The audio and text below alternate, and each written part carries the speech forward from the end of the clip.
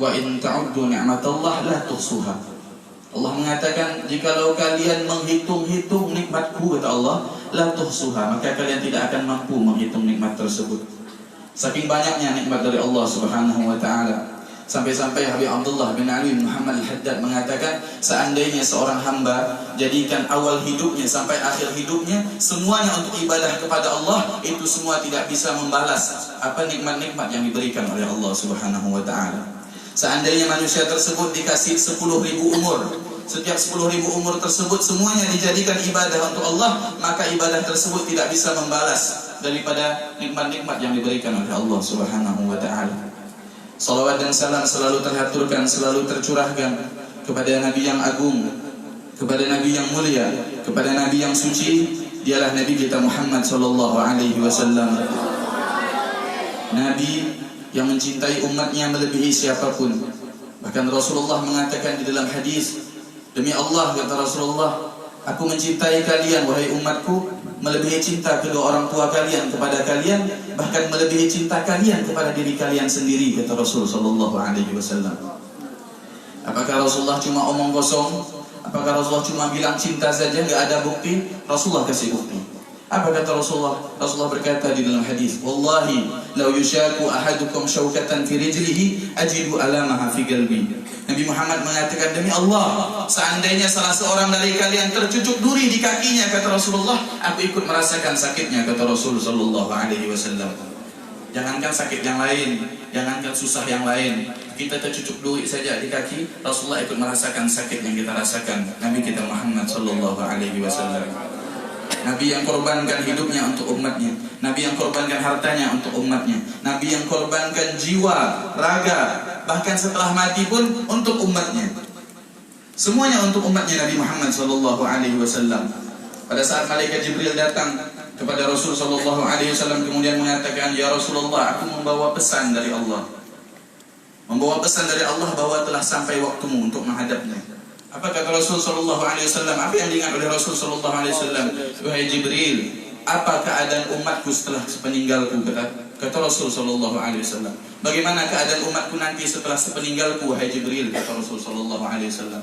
Kemudian Jibril naik lagi ke arsy menghadap Allah Subhanahu wa taala, kemudian menyampaikan, ya Allah, kekasihmu Muhammad mengatakan, dan dia bertanya, bagaimana keadaan umatnya setelah sepeninggalnya, ya Allah? Kemudian Allah mengatakan, basyirhu, kasih kabar gembira kepada Nabi Muhammad bahwa tidak akan ada satu orang pun masuk ke dalam syurga kecuali Nabi Muhammad dan seluruh umatnya memasuki syurga tersebut terlebih dahulu.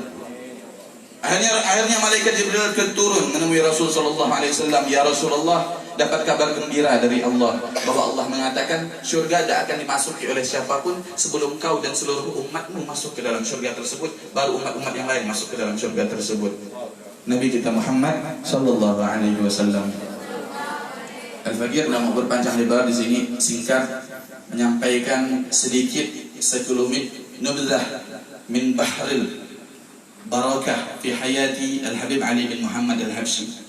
Menyampaikan setetes daripada lautan istifadah, lautan faedah yang bisa diambil daripada kehidupan seorang wali yang mulia, seorang ulama yang agung bernama Al-Habib Ali bin Muhammad bin Hussein Al-Habsyi.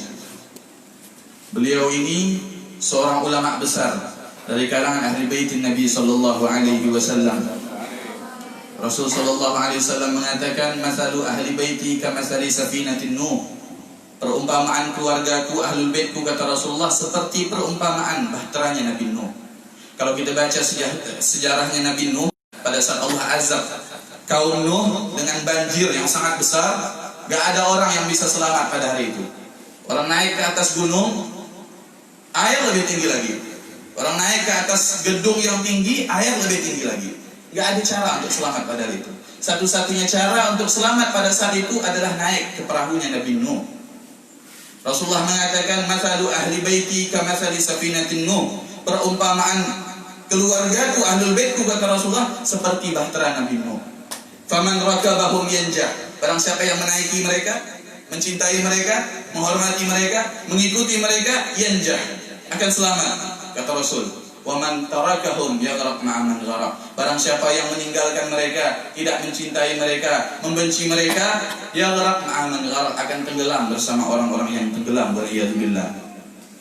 Kita di sini berkumpul mengenang seorang sosok yang luar biasa, yang ibadahnya luar biasa, yang kehidupannya luar biasa. Dialah Habib Ali bin Muhammad al-Habsyi. Dikatakan oleh Rasul, "Inda dzikrus salihin tatanazzalur rahmat." Ketika menyebut orang-orang saleh, maka akan turun rahmat dari Allah Subhanahu wa taala. Insyaallah kita malam hari ini semoga termasuk yang mendapatkan rahmat dari Allah Subhanahu wa taala. Di mana Allah Subhanahu wa taala mempunyai malaikat-malaikat khusus. Seperti Allah mempunyai malaikat Jibril yang tugasnya menyampaikan wahyu. Seperti Allah mempunyai malaikat Israel untuk mencabut nyawa, Allah juga mempunyai malaikat-malaikat khusus yang tugasnya adalah patroli di muka bumi, mencari majelis-majelis yang baik seperti ini. Mereka akan keliling ke muka bumi, dan kalau mereka sudah dapatkan majelis yang baik seperti ini, maka mereka akan melapor kepada Allah. Ya Allah, hambamu yang bernama Fulan bin Fulan, bukan hanya nama kita, nama abah kita juga disebut. Fulan bin Fulan, ya Allah, hadir ke majelis yang baik, hadir ke perkumpulan yang baik. Satu-satu nama kita dilaporkan oleh Allah Subhanahu wa taala. Setelah Allah mendengar laporan tersebut, Allah berkata kepada malaikat tersebut, "Ishhadu ya malaikati." Saksikan wahai malaikatku, inni qad ghafartu lahum. Aku telah ampunkan dosa-dosa mereka. Semoga kita termasuk yang diampuni oleh Allah Subhanahu wa taala. Habib Ali bin Muhammad bin Husain al-Habsyi, beliau ini seorang wali, seorang ulama. Beliau mempunyai seorang ayah bernama Habib Muhammad bin Husain al-Habsyi. Habib Muhammad bin Husain al-Habsyi berguru kepada Al-Qutub Al-Habib Abdullah bin Husain bin Tahir. Habib Muhammad bin Husain al-Habsyi ini terkenal dakwah di mana-mana. Kota di mana-mana dia dakwah. Orang yang sangat gemar dengan dakwah Habib Muhammad bin Husain al-Habsyi. Akhirnya menikah dengan seorang syarifah yang sangat mulia, yang mana Habib Muhammad al-Habsyi ini tidak mau nikah sama sembarangan perempuan. Dia tanya kepada gurunya pada saat itu, ya, wahai Habib Abdullah, tolong carikan anak seorang istri yang bisa mendidik anak-anak anak nanti. Kenapa? Karena seorang ibu adalah madrasatul ula, adalah sekolah pertama bagi seorang anak. Akhirnya ketemulah, dan istrinya juga seorang pendakwah yang luar biasa bernama Syarifah Alawiyah Al-Jufri. Syarifah Alawiyah Al-Jufri. Sehingga menikah, lahirlah Al-Habib Ali bin Muhammad al-Habsyi. Dalam tarbiyah yang baik, dalam pendidikan yang baik, dalam naungan yang baik, dalam lingkungan yang baik, dalam lingkungan yang abahnya wali, ibunya wali, dan dalam lingkungan yang semuanya wali. Sampai-sampai diceritakan abahnya itu mendidik anaknya, saking tidak mau anaknya keluar gaul sama orang lain, ayahnya itu rela jadi kuda-kudaan. Waktu Habib Ali Habsyi lagi kecil, abahnya itu rela jadi kuda-kudaan supaya anaknya senang tinggal di rumah, tidak mau, tidak mikirkan keadaan di luar. Kenapa ditanya? Aku tidak mau, katanya, anakku keluar, kemudian dia bergaul dengan orang yang tidak benar, akhirnya dia yu'asar, akhirnya dia terpengaruh dengan orang-orang tersebut. Padahal zaman itu 183 tahun yang lalu, masih zaman dahulu, orang-orang masih baik. Pun di Hadramut, di kota yang sangat luar biasa, kota para wali. Akan tetapi abahnya menjaga anaknya, saking menjaganya dia rela jadi kuda-kudaan, bermain, menyenangkan anaknya, sehingga anaknya tidak terpikir dengan luar. Apalagi zaman sekarang di Indonesia lagi, keadaan yang sangat buruk ini. Alhamdulillah antum semua disekolahkan, dipondokkan abah dan orang tua antum di sini, itu tanda orang tua antum sayang sama antum. Tanda bahwa orang tua antum sayang sama antum semua, mereka inginkan kebaikan untuk antum jadi orang-orang yang soleh-soleh. Amin. Habib Ali al-Habsyi tumbuh di masa kecilnya dengan rajin ibadah. Beliau ini mempunyai mahabbah yang besar dengan Rasulullah SAW. Dan satu yang bisa dicontoh dari Habib Ali al-Habsyi, beliau itu gemarnya membaca kisah-kisah para wali. Kalau anak-anak zaman sekarang gemar main game, gemar baca-baca tidak jelas, Habib Ali al-Habsyi gemar baca-baca kisahnya para wali. Dan beliau kalau setelah mendengar kisah para wali, beliau ngomong sama umaknya, "Mak, Mi," kata dia, "doakan saya bisa jadi seperti wali ini dan dapatkan apa yang didapatkan wali ini." Baca lagi kisah wali ini, dapat ngomong lagi sama uminya, "Mi, doakan saya seperti wali ini." Baca lagi, dapat lagi, doa lagi, minta doa lagi. Mik, doakan saya seperti wali ini. Hanya benar jadi wali. Bukan hanya wali, jadi Qutbul Auliya, menjadi rajanya para wali. Habib Ali bin Muhammad Al-Habsyi berkat doa kedua orang tuanya. Nah, jadi kalau kalian pulang nanti, ini kan mau dekat-dekat pulang, jangan lupa bakti yang orang tua. Kata guru kami Habib Segaf Baharun, kalau mau tahu ente itu termasuk yang celaka atau yang bahagia, jangan susah-susah cari tahu ini, gampang. Cari tahunya gimana? Lihat orang tua ente. Orang tua ente ridho sama ente, orang tua ente senang sama ente, pastikan ente termasuk orang yang bahagia. Kalau orang tua ente termasuk yang tidak senang sama ente, orang tua ente jengkel sama ente, pastikan ente termasuk orang yang bakal celaka. Kenapa? Karena Allah mengatakan, man asbaha murdiyan li, muskhitan li walidayhi, fa ana muskhitan lahu. Allah Subhanahu wa ta'ala berkata dalam hadis qudsi, barang siapa yang aku ridho sama ini orang, kata Allah, tetapi orang tuanya murka sama dia, maka kata Allah apa? Maka aku ikut murka juga sama dia, kata Allah. Wa man asbaha muskhitan li murdiyan li walidayhi fa ana murdiyan lahu, kata Allah. Barang siapa yang aku sebenarnya murka sama dia, orang tuanya ridho, maka apa kata Allah? Maka aku ikut ridho juga sama dia. Allah ngikutin orang tua. Sesuai hadis Nabi, ridha Allah fi ridha walidayhi. Ridha Allah terdapat pada ridha orang tua. Ada Habib Ali Al-Habsyi sangat taat kepada orang tuanya. Baca kisah-kisah, bah, doakan mak saya bisa seperti ini. Doakan berkat doa orang tuanya akhirnya jadi wali dan jadi ulama yang besar. Al-Habib Ali bin Muhammad bin Husain Al-Habsyi. Tumbuh masa remaja, dididik sama orang tuanya, dididik sama ibunya lebih banyak karena abahnya sering dakwah kemana-mana. Jadi seringnya sama ibunya, Syarifah Alawiyah Al-Jufri. Suatu hari beliau pernah ditantang sama uminya. Ini terbiak seorang ibu. Ibunya mengajarkan anaknya, mengetes anaknya tentang keimanan, kecintaan anaknya kepada Rasulullah. Suatu hari dipanggil Habib Ali Habsyi, kemudian dikatakan, ya Ali, kata ibunya, sekarang engkau harus bertemu dengan Rasulullah. Kalau kau tidak bertemu dengan Rasulullah, engkau tidak kuanggap anak, kata ibunya. Wah, takut Habib Ali Habsyi tidak dianggap anak. Akhirnya dia keliling, cari ulama-ulama, cari wali-wali, cari cara untuk dapat bertemu Rasulullah. Takut dari diakui anak sama ibunya. Akhirnya dia bersungguh-sungguh. Tidak sebentar sungguh-sungguhnya, lama. Sungguh-sungguh pada malam itu tertidur, kemudian di dalam mimpinya didatangi oleh Nabi Muhammad SAW. Rasulullah mengatakan, akhbir ummak annaka qad ra'aitani fi manami. Kasih tahu ibu ente, wahai Ali, bahwa kau telah melihatku di dalam mimpimu, kata Rasulullah SAW. Lalu Ali terbangun, senang dia. Wah, ini berhasil anak.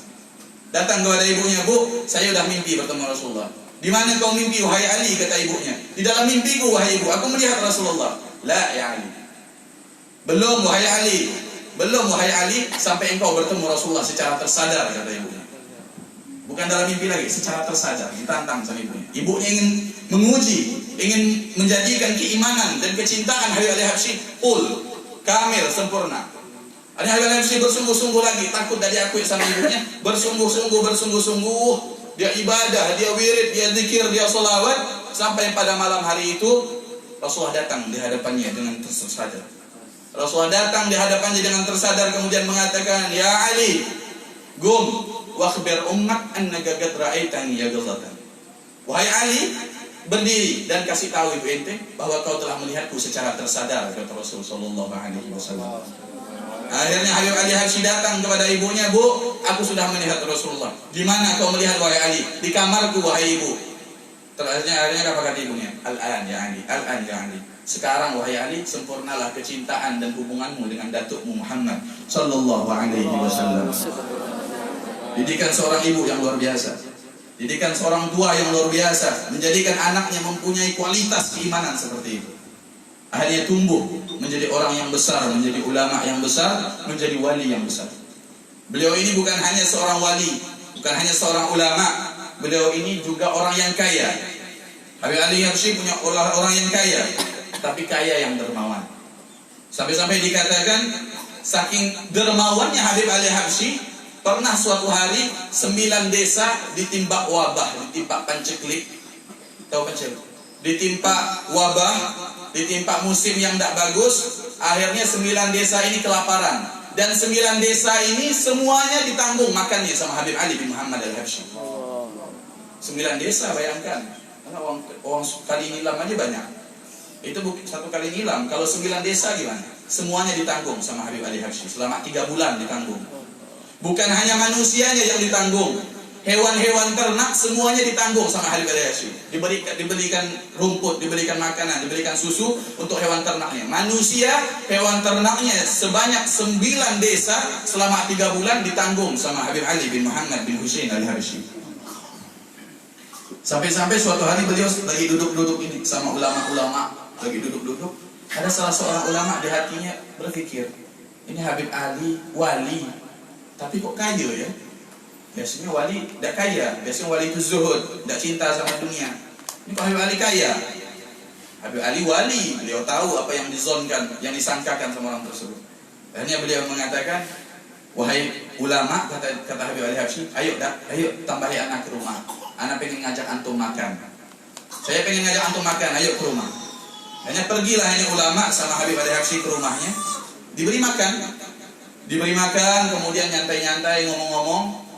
Tak lama kemudian datang tamu ngetok pintu, beri salam.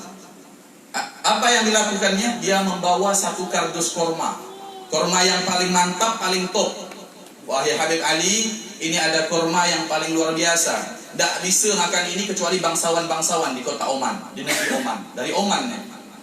Yang makannya cuma bangsawan, cuma orang-orang raja-raja aja yang makan, orang-orang biasa nggak bisa makan, mahal ini. Hanya ada anak hadiahkan untuk engkau, kata orang tersebut, untuk engkau. Akhirnya lama-lama ngomong, kata Habib Ali Habsyi, saya ini tidak cinta dunia, kata Habib Ali Habsyi, tetapi dunia yang ngejar-ngejar saya. Dunia yang datang kepada saya, bukan saya yang datang ke dunia, enggak. Dunia yang datang saya, dunia yang menghampiri saya, dunia yang menjadikan dirinya untukku.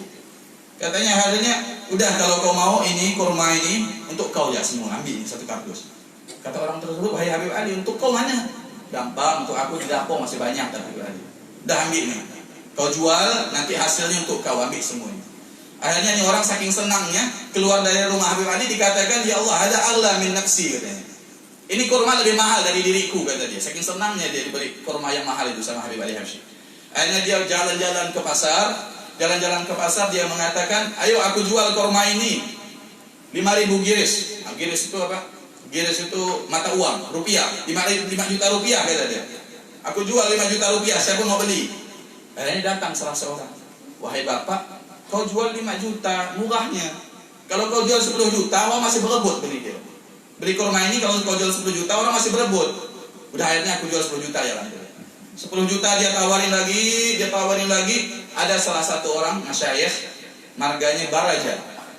Masyayikh bukan minas sadah, bukan habaib. Orang Arab marganya Baraja. Dia bilang, ini kurma bagus, ini kurma dari Oman ya. Oh iya, kata dia. Berapa kau jual? Aku beli, kata dia. 10 juta, kata dia. Ya Allah, kau jual 10 juta aja.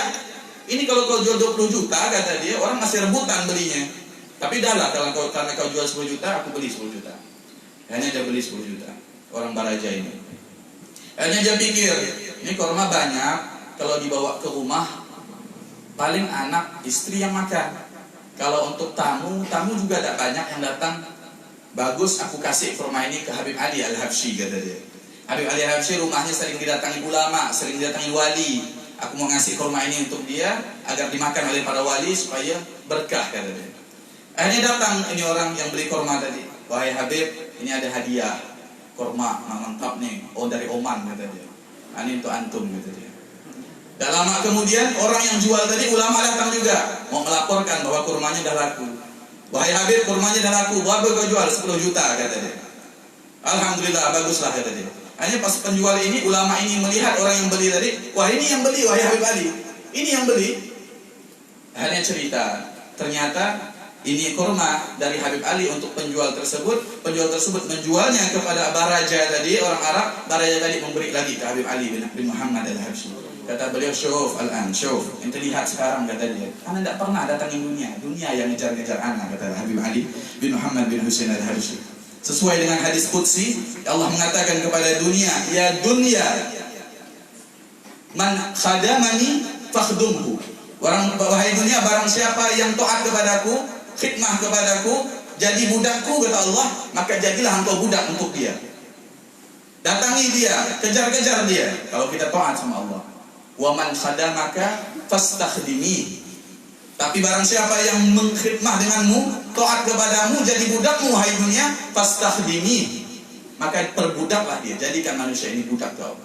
Akhirnya kalau udah dapat segini, mau lagi lebih banyak, berarti itu tanda-tanda dibudak oleh dunia. Habib Ali Habsyi tidak dikejar sama dunia datang. Kapan kita kayak gitu ya? Kita ngejar-ngejar dunia dah dapat. Habib Ali Habsyi tidak ngejar-ngejar dapat.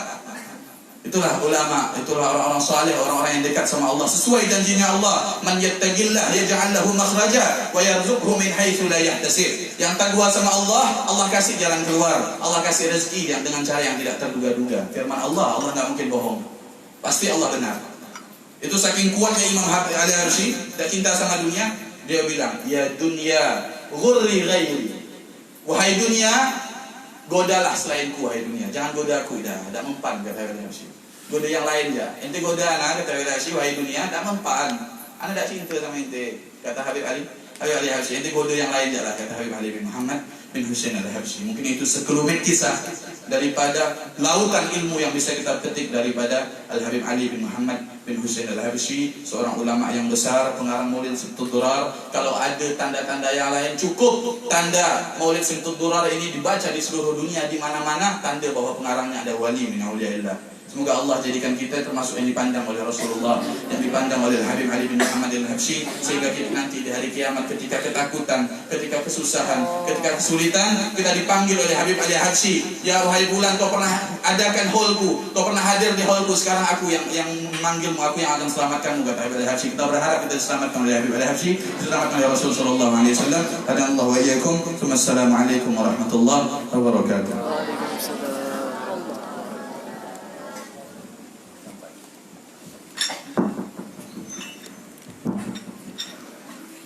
Alhamdulillah. Assalamualaikum warahmatullahi wabarakatuh.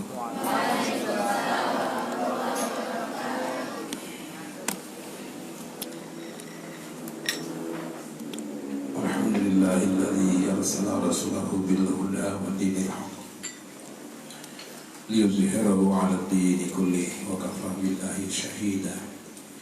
Asyhadu an la ilaha illallah